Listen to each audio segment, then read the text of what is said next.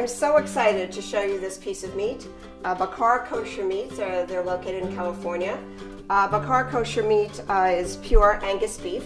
It is grass-fed, antibiotic-free, hormone-free, and it comes from the hindquarters, which is very different from the kind of meat that most kosher people have enjoyed for years.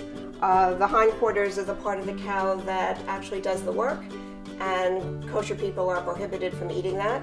But there is a method of removing different things and treating it in a certain way that makes it appropriate for the kosher population to enjoy it. I'm not a rabbi and I'm not an expert, I'm not a butcher, so I'm not going to try to explain what Bakar does, but you can check on their website and there is a very lengthy explanation. Both Ashkenazi and Sephardic Jews are permitted to eat this meat, and it is really quite spectacular. I made my own herb mixture of oregano, marjoram, black pepper, garlic salt, sea salt. I'm squishing it up because when you squish up the dried herbs, and even with fresh herbs, they release much more flavor. And then I'm going to coat this piece of meat. This is the top of the round, an eye of the round.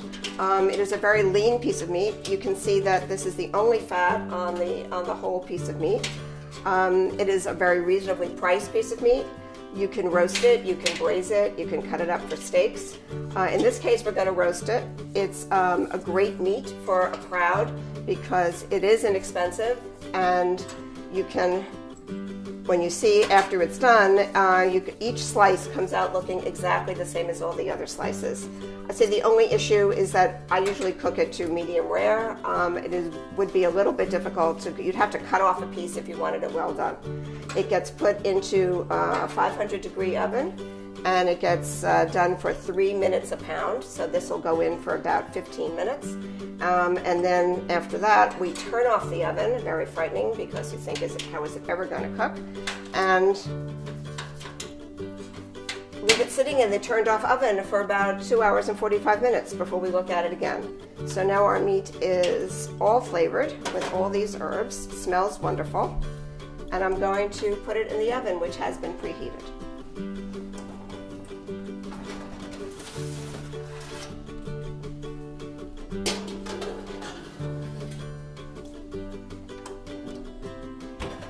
We'll come back to this in 15 minutes and see how it's doing, and turn off the stove. Okay, so this amazing piece of bakar meat it's been cooking for 2.5 hours. I'm now going to open the door and test and see if it's done.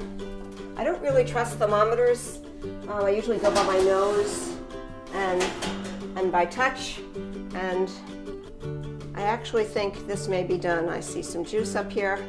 We're going to give it a shot, and we're going to slice it and see if this is actually done. If not, I'll throw it back in the oven.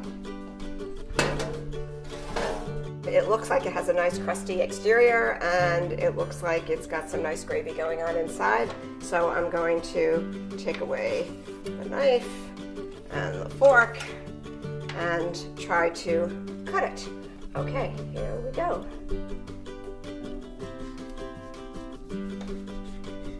And success. The amazing thing about this meat is that you see how beautiful and pink and juicy it is here. If I cut it here, it looks exactly the same. So in terms of company and making a beautiful platter, every single piece will be the same circumference, will be the same temperature. Not well done. Oh, that's really good.